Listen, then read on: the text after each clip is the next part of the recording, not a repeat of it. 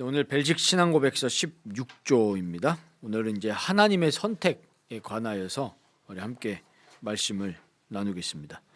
우리 이 하나님의 선택, 그다음에 예정 이런 부분들 우리가 참 은혜롭게 받아들이는 부분들이죠. 그러나 이것 가지고도 많은 논란들이 교회사에 계속 있었습니다. 이것 때문에 이제 교파가 나뉘어지기도 하는 그런 일들이 많이 있었죠. 지금도 마찬가지고요. 그래서 이 예정과 선택에 대해서 여러 이론들이 있습니다.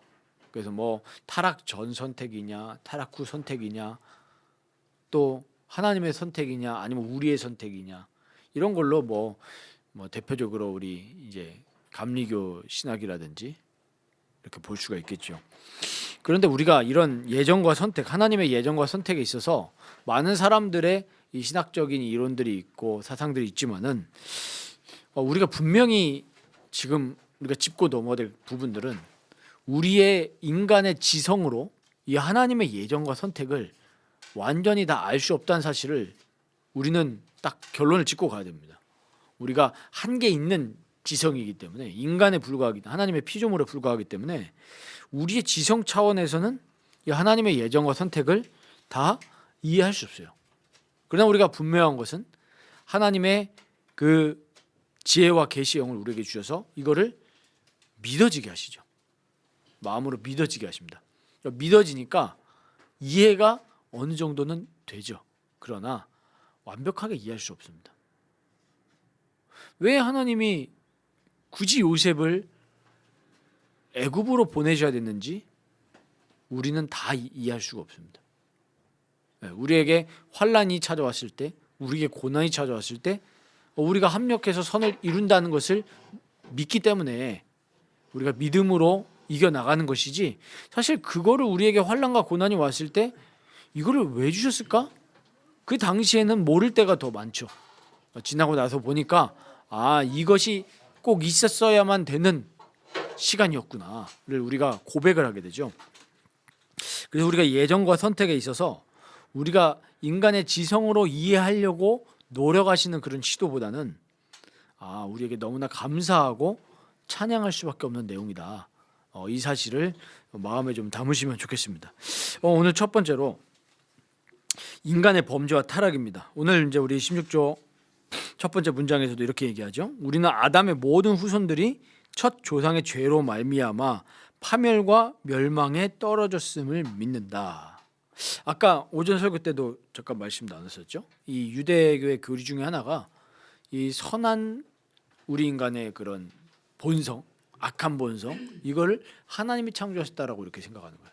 근데 이거는 철저하게 반성경적이죠. 인간은 전적인 타락과 또 비참함에 빠져 있기 때문에 우리의 마음은, 자연인의 마음은, 그러니까 자연인이라고 했을 때 우리 타락한 인간의 그 본성이죠. 이 자연인은 절대로 그 마음 속에서 선한 것을 낼 수가 없습니다. 분명히 이사야서 64장 6절에도 말씀하잖아요. 우리는 다 더러워진 옷과 같다. 절대로 선한 것을 낼 수가 없습니다. 말하는 것부터 행동하는 것까지 다 악합니다. 근데 이 유대교의 교리는 그게 아니었던 거예요. 그러니까 하나님이 우리에게 만들어 주신 그 선한 우리 그 소질을 가지고 율법을 잘 지켜서 우리가 좋게 살아보자, 하나님께 뭐 인정받자, 이런 거죠. 그러나 우리가 분명하게 알아야 될 사실은 하나님은 죄의 조성자가, 죄를 만드신 분이 아닙니다. 이렇게 착각할 수 있거든요. 그러니까 우리가 선택이나 예정에 있어서 이걸 가지고 비판하는 사람들이 있어요. 어떻게 비판하냐 하니까 우리가 죄를 짓는 거, 하나님이 예정하시고 작정해 놓으셨다면은 우리가 죄 지을 것까지 아셨다는 거 아니냐? 그럼 하나님은 죄를 방관하신 거 아니냐? 이 논리로 예정에 대해서 비판을 합니다. 그러나 우리가 뭐 교제하면서도 얘기했지만 사람이 말하는 이론이 아니라 성경이 말하는 걸 가지고 우리는 믿고 따라가야 되거든요. 전도는 성경에서 말씀하고 있는 거잖아요. 그러니까 우리가 복음을 전하죠. 때로 얻든지 못 얻든지 우리는 복음을 전파해야 됩니다. 그러나 우리가 자칫하다가 행동으로 우리가 하나님의 영광을 나타내는 것도 물론 맞죠. 그것도 예수님이 산상수훈을 통해서 말씀하셨을 거예요. 그러니까 우리는 행동뿐만 아니라 우리의 말을 통해서도 복음을 나타내야 되는 거예요. 그러면 우리의 예정에 있어서도 성경이 어떻게 말하고 있냐를 그냥 우리는 받아들이면 되는 거예요. 근데 이걸 우리가 인간의 해석으로, 인간의 지성으로 자꾸 이해를 하려다 보니까 자꾸 어디로 갑니까? 산으로 가는 거예요. 그래서 저는 이 시대의 최고의 문제 중에 이 신학교가 굉장히 문제다. 저는 개인적으로 그렇게 생각을 합니다. 왜냐하면 신학교가 목사들을 배출해내는 중요한 영적인 기관인데도 불구하고 그게 너무나 제도화됐고, 사실은 그래서 이 목사라고 했을 때 교육부 인간 아니냐 안 아니냐 이게 중요한 게 아니거든요. 교회는 교육부가 문제가 아니고 삼위일체 하나님의 이름으로 그거를 믿는 자들의 모임입니다. 거기서 하나님이 목사회를 통해서 목사를 또 세우시는 거죠. 그 영적인 게 이제 중요한데, 그렇다고 해서 인간적인 게 중요하지 않냐 그 말은 아니죠. 그러나 그게 절대적인 건 아니라는 사실을 우리 형제님들 올바로 아셔야 됩니다. 그러면 이 예정에 있어서 분명히 성경은 말씀하고 있잖아요. 분명히 죄에 대해서도 분명히 말씀하고 있습니다. 하나님이 죄를 만드셨다는 얘기는 성경 어느 곳을 찾아봐도 없습니다. 죄는 인간이 범죄했기 때문에 죄가 된 겁니다. 그래서 모든 인간이 다 죄인이 되어버렸죠. 성경 분명히 말씀합니다. 아담의 죄가 우리에게 어떻게 됐다 그랬어요? 로마서 5장 12절에 전가가 된 거예요. 첫사람 아담의 죄로 말미암아 우리가 다 죄가 되었습니다. 그러나 둘째 아담 예수 그리스도를 통해서 그 한 사람의 죽으심으로 말미암아 모든 믿는 자들이 의롭게 되는 또 놀라운 은혜를 우리에게 베푸셨습니다.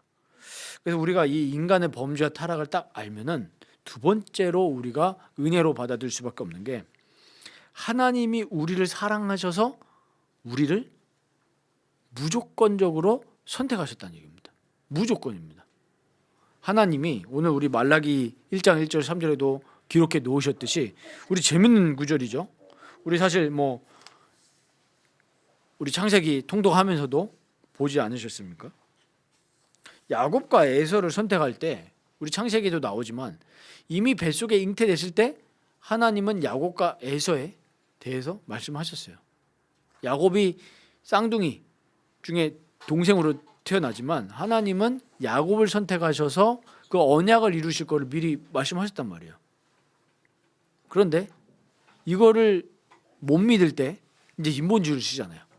그렇게 안 해도 되는데 우리 목요일 날도 이제 교제하면서 나눴지만, 그러나 또 재밌는 사실은 그렇게 인본주의 쓰는 것까지도 하나님의 예정 속에 있다는 사실. 그러니까 이게 놀라운 거예요. 우리가 어떻게 다 표현할 수가 없죠. 그러나 우리 시편 105편 우리 아침에 아침 묵상을 잘 들으신 분들은 아시겠지만 안 들으셨을 수도 있지만 시편 105편 보면은 족장 시대 얘기 쭉 나와요. 족장 시대 얘기 쭉 나오면서 하나님이 다 예정해 놓으셨다는 걸 분명히 말씀하고 있고, 저 누굽니까? 요셉에 대해서도 말씀이 응할 때까지 그 착고를 차고 있었다 그랬고 말씀이 그를 연단했다 그랬습니다. 그리고 출애굽 과정 속에서도 뭐라고 나옵니까? 하나님이 말씀으로 그 모세와 아론을 부르시고 모세 아론에게 말씀하시고, 그리고 그 말씀을 들고 바로 왕에게 갔을 때 바로 왕은 그 모세와 아론을 통해서 전달된 하나님의 말씀을 어떻게 합니까? 무시해버리죠. 거역합니다. 그러나 그것까지도 성경에 보면은 다 예정되어 있는 거예요. 뭐라고 표현하죠? 하나님이 바로의 마음을 어떻게 하셨다 그랬죠? 완악하게 하셨다. 그러나 또 재밌는 사실은 뭐냐면은 바로 왕이 그렇게 행동했잖아요. 하나님이 예정한 것도 있는데 바로 왕이 그렇게 완악하게 행동을 했어요. 요거에 대해서 책임은 또 누가 묻습니까? 하나님이 물으십니까? 바로 왕이 물어요. 그러면 이제 여기서 충돌이 발생하는 거죠. 야, 하나님은 뭐 죽이기로 사람들을 작정했나? 그러나 우리가 그러니까 여기서 사람들이 이걸 인간적인 마인드로 생각하다 보니까 충돌이 일어나는 거예요. 이래서 이런 것들 때문에 교회 떠난 사람들이 의외로 있습니다. 의외로. 그래서 제가 아까 말씀드렸던 부분이 신학교가 좌경화되었던 것 중에 하나가 이 좌경화의 자자는 좌파 우파의 좌우가 아닙니다. 말 그대로 하나님을 반역하는 흐름인 거예요. 하나님의 말씀을 그대로 믿으면 되는데 이 말씀을 인간의 생각으로 가서 보니까 말씀 그대로 안 받아들이는 거예요. 그러다 보니까 이제 무슨 물결이 일어나냐면은 야 동성애 뭐 할 수도 있지. 인간적으로 봤을 때, 그러니까 이제 여기서 이제 어떤 논리가 들어오냐면 과학적으로 봤을 때 처음부터 동성애 경향을 가지고 태어난 사람들이 있더라. 이렇게 얘기를 하잖아요. 그러니까 그런 사람들한테 어떻게 동성애가 죄라고 할 수 있겠냐. 이렇게 나오는 거예요. 그러니까 하나님 절대적인 하나님 말씀에 인간이 고작 발견한 과학의 논리를 성경에다 끼워 맞추는 거예요. 이렇게 됐을 때 이제 어떤 일이 일어납니까? 그 눈을 가지고 보니까 야 창세기는 너무나 상징적이다. 어떻게 애굽 그 홍해 바다가 갈라질 수 있겠냐? 상징이다. 이렇게 받아들이는 거예요. 그리고 뭐 6일 창조에 대해서도 많은 이야기를 하는데 모르겠습니다. 여러 가지 신학적으로 이론이 있는데 전 모르겠어요. 그걸 굳이 더 파야 되나 이런 생각도 들어요.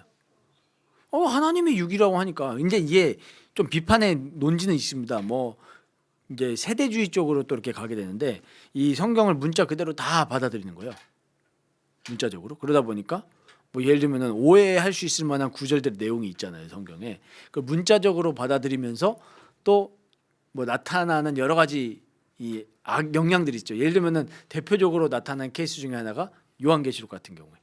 그럴 땐 또 이제 상징으로 봐야 되는 부분들이 있는데 여러분 666 이거 가지고 한때 기독교에서 막 우리 한국교회에서 666이 도대체 뭘까? 혹시 뭐 제품의 바코드냐?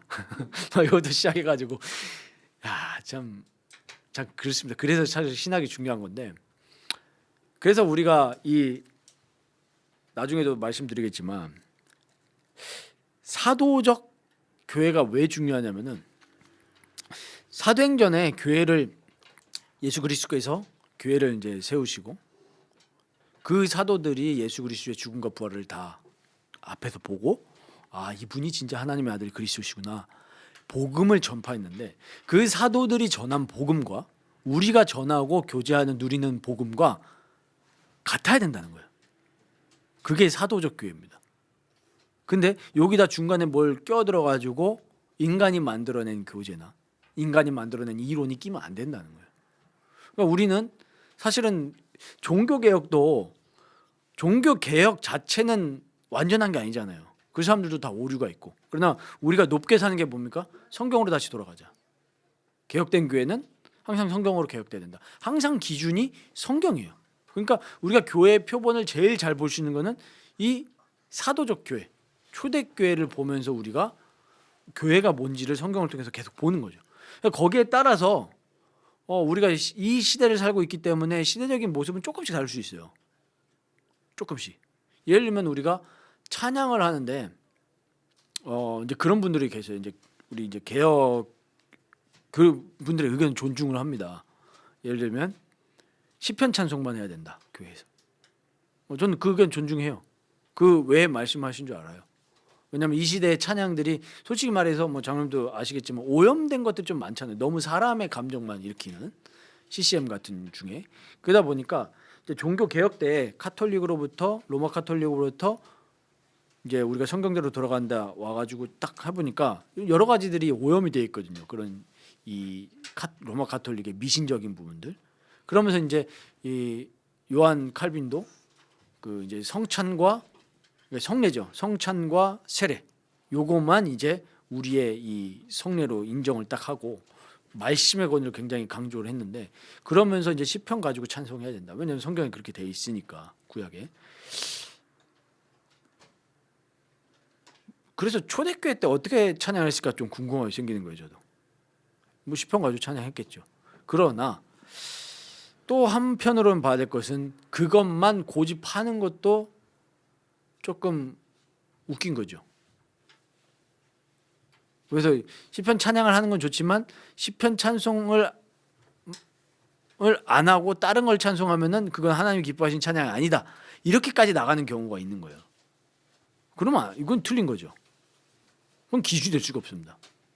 그러면 하나님이 성경 시편만 가지고 찬송하라고 했어야죠. 그러니까 우리가 본질적인 것과 이런 비본질적인 것들을 좀 잘 좀 이해를 해야 되겠고요. 그래서 이 선택에 대한 교리도 그래서 말씀을 드린 거예요. 하나님이 말씀하신 그대로 우리는 받아들이고 믿으면 됩니다. 그러면 우리가 이제 알 수 있는 게 경륜, 아까 우리 오전 설교 때도 얘기했지만 하나님의 구원 계획이라고 했습니다. 경륜이.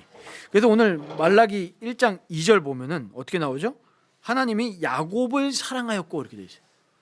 근데 이 야곱을 사랑하셨다는 거에 대해서 우리가 따지거나 반박할 수가 없습니다. 하나님 왜 에서는 사랑하지 않으셨어요? 이거에 대해서 우리가 할 말이 없는 거예요, 사실은. 뭐라 말하겠습니까? 바울도 얘기하잖아요. 아니 그릇을 만드는데 그릇이 뭐라고 그 그릇 만든 사람한테 뭐라고 할 수 있겠어요? 만든 사람 마음이에요. 그러니까 우리가 이게 너무 교만한 거죠. 인간 주제에 하나님이 누구 선택하고 안 선택했고 이걸 왜 우리가 따집니까? 우리를 인간을 조성하신 분이 하나님인데. 그래서 제가 아까 이 신학교와 교회가 작용화됐다는 얘기가 그겁니다. 하나님 말씀을 그대로 받아들이면 되는데 내가 봤을 때 이 하나님 말씀이 마음에 안 들거든요. 그러니까 이제 막 반발이 일어나는 겁니다. 성경에서 동성애가 죄라고 하니 우리는 그걸 반대하는 거거든요. 그러니까 이제 사람들이 또 작용화된 분들이 이렇게 얘기합니다. 아, 왜 교회 지금 우리 교회는 동성애만 가지고 쉽게 말하면 발작하냐? 니네들 탐욕도 죄 아니냐? 이렇게 얘기하죠. 맞죠? 탐욕도 죄입니다. 탐욕도 죄고 불륜도 죄고 동성애만 죄가 아니라 불륜도 죄죠. 그러나 왜 지금 교회가 동성애 가지고 이렇게 우리가 막 시위도 하고 이렇게 하냐라고 하니까 만약에 탐심이나 다른 거에 대해서 이 법제화 시킨다고 하면은 우리도 그걸 나가서 시위해야 되겠죠. 욕심 부려도 괜찮습니다. 그거를 법제화 시켜버리면은 우리도 나가야 돼요. 그러나 그거에 대해서 법제화 시키지 않았잖아요. 욕심 부리다가 사기치거나 횡령치면 감옥 가잖아요. 욕심을 합리화하는 이걸 법적으로 해놓지 않았단 말이야. 근데 지금 동성애나 여러 가지 차별금지법 그런 부분들에 있어서 법적으로 박아놓잖아요. 그걸 박아놓는다고 했을 때는 또 심각한 문제가 생기는 거죠. 물론 교회들도 돌아봐야 될 게 있겠죠. 그러나 우리가 전체적인 지금 세계의 흐름들이나 이런 부분들이 정말 반성경적으로, 그러니까 세상이야 그러다 치는데 교회 안에도 그런 흐름들이 너무 많이 들어와 있는 거예요. 인간의 논리로 보다 보니까. 그래서 우리가 하나님께 대들지 말아야 됩니다. 겸손하게 딱 서서 하나님 뭐라고, 그래서 성경을 봐야 되는 거예요. 네. 무릎 꿇고 내가 이 지식을 채우기 위해서 보는 게 아니라 하나님 나에게 뭐라고 말씀하실까? 경외함으로. 그래서 성경을 볼 때마다 사실은 저희가 목요일도 나눴지만 사실은 성경 읽으면서 또 작년이랑 다른 게 작년은 은혜에 감사의 부분 보다가 물론 그때도 회개는 했지만 근데 성경을 보면서 와 정말 회개가 많이 되는 거 있죠. 내가 너무 하나님의 사랑과 이 하나님의 선택에 참 감사하지 않고 살았구나. 그리고 내가 너무 따진다 하나님께 이런 생각이 들더라고요.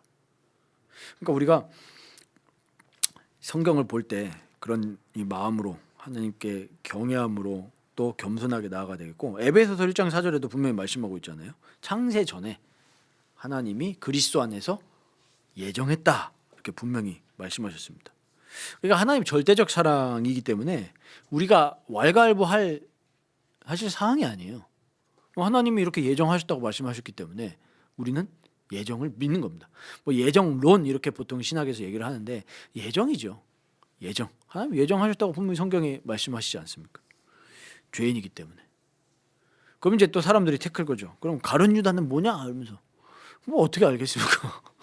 우리는 말씀하신 대로 믿는 것뿐이죠. 우리가 가룟 유다가 안 되기를 기도해야 되는 거죠. 그리고 이제 마지막 세 번째로 이 구원에 대해서 올바르게 이해를 해야 그래야 우리의 신앙생활이 올바르게 된다는 사실입니다. 오늘 우리 그 내용에 나와 있죠. 경륜에 따라서 선택을 하셨는데 그들의 행위를 고려하지 않으시고 오직 자신의 선하심으로 인해 예수 그리스도 우리 주 안에서 선택하신 모든 자들은 구원하고 보존하시기 때문에 하나님은 자비로우시다 이렇게 고백하고 있습니다. 자비로우신 하나님. 그러니까 사실 우리가 그래서 신앙생활하는 우리 모든 그리스도인들은 이 하나님의 긍휼과 자비를 늘 감사하고 찬양해야 돼요. 알면 알수록. 왜? 버림받은 자가 분명히 있기 때문에. 근데 이 자들도 뭐라고 할 수 없는 거는 원래부터 죄인이었어요. 선한 인간은 한 명도 없습니다. 그래서 지옥 간다라고 했을 때 할 말이 없는 거예요. 그래서 제가 예전에 사역할 때 한 4년 정도 된 것 같아요. 한 5년 됐으려나? 이 대학에서 이제 사역을 쭉 하는데 한 친구가 이렇게 물어보더라고요. 목사님, 자기 친구가 자기한테 이렇게 질문을 했다는 겁니다. 왜 기독교는 예수 천국 불신지옥이라고 하냐? 왜 예수 안 믿는 사람은 지옥 간다고 하냐? 치사하게. 꼭 예수만 믿어야 되냐? 그래서 제가 그때 딱 그냥 딱 든 생각이 친구한테 얘기해 주려 했어요. 야, 예수 안 믿어서 지옥 간다는 말이 틀린 말은 아니지만 근데 이렇게 얘기해 줘라. 원래 다 지옥 간다. 원래 다 지옥 가고 예수를 통해서 우리에게 하나님의 영원한 진노 가운데 있었을 우리에게 구원의 길을 여신 게 얼마나 감사하냐. 그래서 예수 믿으라 해라. 그렇죠. 원래 우리는 다 영원한 하나님의 진노 가운데 있었는 건데 은혜로 하나님이 구원해 주신 거예요. 다 지옥 가야 됩니다. 그러니까 왜 나는 천국 가고 저 사람 지옥 갑니까? 이렇게 말할 수가 없는 거예요. 감사해야죠 일단. 그리고 우리의 아는 사람들이, 우리의 가족과 우리의 지인들이, 모르는 사람들은 뭐 우리가 모르니까 그렇다 치지만 최소한 내 반경에 있는 사람들은 구원받을 수 있도록 그래서 하나님께 기도해야 되는 거죠. 그럼 여기서 이제 또 교리를 잘못 이해하면 어떻게 되냐면 하나님 선택하셨대. 그러니까 내가 저 사람 위해서 기도 안 해도 돼. 이거는 또 오해한 거죠. 내가 어떻게 알아요? 왜 예를 들면은 제가 길 지나가는데 우리 조항장님 이렇게 걸어오시는데 이마에 구원받았다 안 받았다 써져 있으면 모르겠는데 모르잖아요 우리가. 우리가 저 사람이 구원 안 받을지 받을지 안 받을지 어떻게 알아요? 이게 벌써 교만이죠. 그러니까 우리가 한번 복음 전해놓고 저 사람이 거부했어요. 그랬을 때 안 믿는다고 해서 우리가 저 사람 구원 안 받을 사람이야. 에이 기도 안 해. 이러면 그거 우리 교만이죠. 바울 보십시오. 바울이 예수 믿는 사람이 될지 예수 그리스도의 증인이 될지 이방인의 사도가 될지 누가 알았겠어요. 그러니까 사실은 바울이 그 회심하고 나서 교회로 들어갔을 때 많은 사람들이 놀란 거죠. 저 사람 원래 우리 죽이던 사람인데 뭐라고 했겠습니까? 우리 지금 시대에 그런 인물이 있다면 딱 교회 들어오자마자 다들 입을 막으면서 헐헐 다 이러겠죠. 저 사람이 가지고 서로 막 카톡 나요. 야 바울이 교회 왔어. 이게 말이 되고 혹시 뿌락지 아닐까? 조심하자 우리. 그랬을 거잖아요. 그러니까 우리가 그만큼 사실은 하나님의 이런 섭리와 경륜을 다 알 수가 없기 때문에 그래서 사실 경외입니다. 그래서 우리가 우리 가족들과 또 우리 아는 사람을 두고 기도해야 되는 거죠. 하나님 저들에게 긍휼을 베푸시옵소서. 하나님의 진노 가운데 벗어나게 하옵소서. 그러니까 이게 우리가 구원을 오해하면은 당연히 올바른 신앙생활이 안 되겠죠. 그러니까 구원은 아까도 오전에도 나눴듯이 다 그리스도로부터 시작하고 그리스도로 진행하시고 그리스도에게까지 나가는 과거, 현재, 미래가 있기 때문에 이걸 이해하면은 자꾸 신앙생활이 올바른 방향으로 자꾸 가게 되죠. 방종도 아니게 되고 그렇다고 해서 율법주의로도 흘러가지 않게 됩니다. 왜? 이 모든 것이 그리스도의 은혜로와 하나님의 사랑으로 났기 때문에 그리스도의 공로에 의지하게 되고 하나님의 사랑에 의지하게 되면서 무릎 꿇고 기도하는 신자가 되는 겁니다. 그래서 이제 우리의 자세가 이 절대적인 선택도 하나님의 은혜로 되어진 것이고 그리스도를 성령으로 말미암아 우리에게 믿어지게 하시고 그 그리스도의 은혜를 적용시키신 것도 다 하나님의 은혜로 됐기 때문에 우리의 자세는 교만이 아니라 감사와 소중한 마음을 가지고 우리의 구원을 보게 될 수밖에 없습니다. 그러니까 당연히 구원을 올바르게 이해하면은 율법주의로 갈 수가 없죠. 왜? 우리의 의로 구원받은 게 아니니까. 바울이 그 얘기 한 거잖아요. 빌립보 3장에. 내 의로 된 게 아니다. 그리고 또 방종으로 갈 수가 없죠. 너무나 그리스도의 은혜로 소중한 구원인데 우리 서신서에도 나오지만 성령으로 시작했다가 육신으로 마무리하겠냐. 성령이 하신 게 맞잖아요. 구원이. 근데 어떻게 우리가 육신으로 마무리를 하겠습니까? 그래서 뭐 하러 갑니까? 히브리서 6장에는 피 흘리기까지 싸우라 얘기합니다. 우리 죄와 또 우리가 거룩으로 가지 못하게 하는 그런 부분들을 거슬러서 싸워야 되는 거죠. 네. 우리 힘으로 싸울 수 없으니까 그리스도께 무릎 꿇고 그리스도의 능력이 우리를 붙잡을 수 있도록 우리의 자아를 십자가에서 죽이고 늘 성령께 나아가야 될 줄 믿습니다. 그래서 우리 결론이 그래서 우리가 이런 놀라우신 하나님의 선택과 경륜 그리고 인도를 보면서 하나님을 알아가기에 힘써야 됩니다. 오늘 참 저는 찬양 가사가 많이 마음에 와닿더라고요. 온 마음 다해 주 알기 원하네. 그리고 나 염려하지 않아도 다 내 쓸 것 아시니 나는 우리가 할 건 뭐냐? 주의 얼굴을 보게 하소서. 주의 얼굴을 구하게 하소서. 그러니까 우리가 이렇게 하나님을 알아가는 것에 힘쓰고 이렇게 놀라우신 하나님을 경외해야 마땅한 존재가 바로 우리인 줄 믿습니다. 우리가 창조주 하나님을 잊고 살아갈 때가 너무 많습니다. 이런 우리의 죄를 회개하고 정말 우리를 무조건적으로 선택하신 그 하나님. 사실 이 땅에서 삶은 뭐 길어봐야 70년, 80년인데 영원한 세계에 대해서 사람들이 보지를 못하잖아요. 눈이 어두워서. 진짜 영원한 세계가 우리를 기다리고 있는데 그 영원한 세계 앞에 섰을 때, 주님 앞에 섰을 때 주님은 분명히 얘기하셨습니다. 너네들의 행동을 선악 간에 다 심판하신다 그랬어요. 우리가 이거 진짜 믿잖아요. 우리가 지금 하는 생각, 또 우리가 하는 행동, 여러 가지 선택 이런 부분에 있어서 진짜 하나님 경외함으로 해야 되겠죠. 근데 우리가 세상 여론이나 어떤 세상 지식에 휩쓸려서 하나님이 기뻐하시는 걸 선택하지 못한다면 이거는 우리가 주님 앞에 섰을 때 반드시 하나님은 심판하신 겁니다. 우리가 세상을 봤을 때 정말 성경 가지고 성경의 원리에 우리가 지배를 받고 세상도 그렇게 되어줄 수 있도록. 그래서 이 세상은 구원을 받지 못했어도 일반 은총 가운데 살아갑니다. 그렇잖아요. 진리를 몰라도 진리이신 하나님이 베푸시는 그 일반 은총 가운데 살아가요. 그래서 우리가 이제 정말 우리나라를 위해서도 기도해야 될 것은 정말 우리 한국이 말씀의 원리대로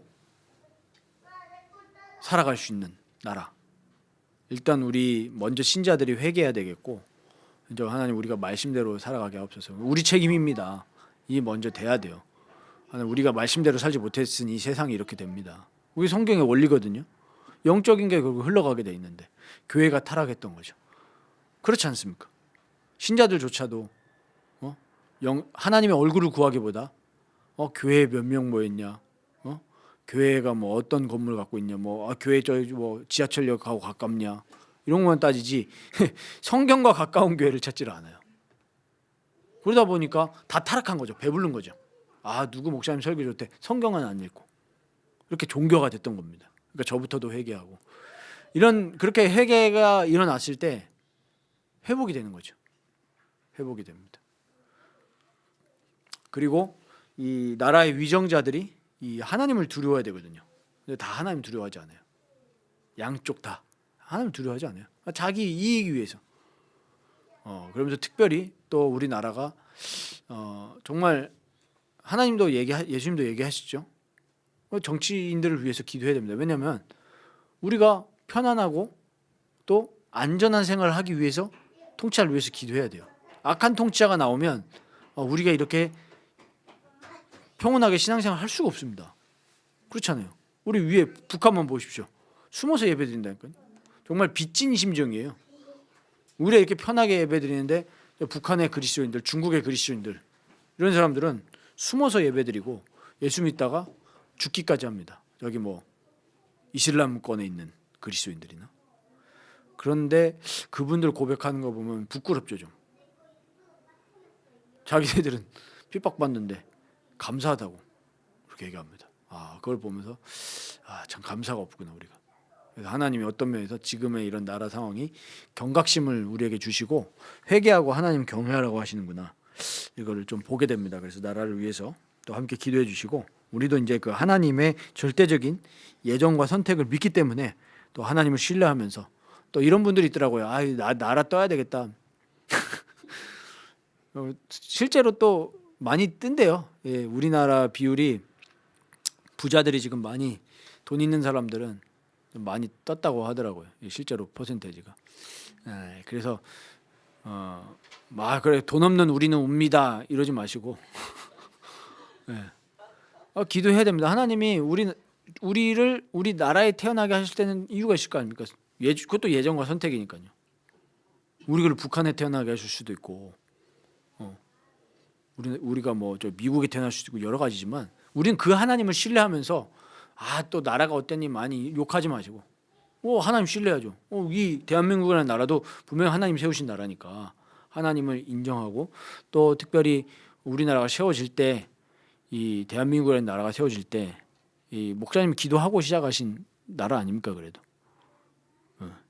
딱 그 재헌하고 국회 할 때 분명히 신앙의 사람들이 있었기 때문에 하나님은 그 기도를 분명히 저는 받으셨을 거라고 저는 그렇게 믿습니다. 그렇기 때문에 우리가 이렇게 평안하고 자유롭게 신앙생활 할 수 있음에 감사하시고, 또 우리가 혹시 그런 상황이 안 올지라도 저는 지금 미리 고백을 합니다. 만약에 또 그때처럼 교회를 이렇게 교회 미워하고 교회 예배드리지 못하게 한다 할지라도 저는 예배할 겁니다. 진짜 전 그때 그 상황이 전 너무 하나님 앞에 죄송해요. 그리고 너무 편하게, 물론 제가 아내나 애들한테 야 양말 신고 예배하자, 다 옷 갖추고 예배하자 이렇게 얘기는 했지만 솔직히 저도 그때 마음이 전도만 막 열심히 하려고 그랬지 예배에 대해서는 별 생각 없고 교회에 대해서도 이렇게 막 귀하게 생각하지 못했던 것 같아요. 참 그런 부분들이 너무 회개가 되고, 그래서 그게 뭐 문제냐, 질병의 상황 아니냐 이럴 수 있다 치지만은 솔직히 양심의 손을 얹고 생각하면은 할 거 다 했잖아요. 근데 꼭 예배할 때만 방역에 신경 쓰고, 식당에서 얼마나 그렇게 많이 찜튀기면서 바로 면전에서 다 했잖아요. 상식적으로. 그건 뭐 영적인 걸 떠나서 상식적으로 버스 지하철 다 탔잖아요. 근데 그럴 땐 뭐라고 합니까? 이거는 생업에 관계된 일이지 않냐. 그러니까 이게 벌써 작용화된 거예요. 그러면요, 이 말씀은요, 우리 영적 생명인데, 그건 영적인 거죠. 이거 자체가 하나님을 벌써 안 믿는 거잖아요. 영적인 게 제일 중요한 거 아니에요? 그래서 그때를 굉장히 회개하기 때문에 만약에 안 오신다 그러면은 저라도 우리 가족과 예배를 할 거기 때문에 마스크 잘 쓰고 그렇게 하면 되는 거죠. 우리가 하나님을 두려워해야 되지 사람을 두려워하면 안 됩니다. 다 손가락치고 저 교회는 뭐 짐승 같다. 저렇게 그거 하는데도 예배드리냐? 만약에 사회가 올스톱 된다고 하면은 그건 또 다른 얘기지만, 사회는 다 돌아가는데 이 교회가 예배 안 드리고 그러면 안 되는 거죠. 예를 들면 독감에 걸렸습니다. 그럼 그거랑은 다른 거죠. 예를 들면 내가 독감 걸려서 조금 옮길 수 있다라고 했을 때는 나 몸 컨디션 안 좋고 한두 사람이 안 나오는 거는 뭐 그럴 수 있죠.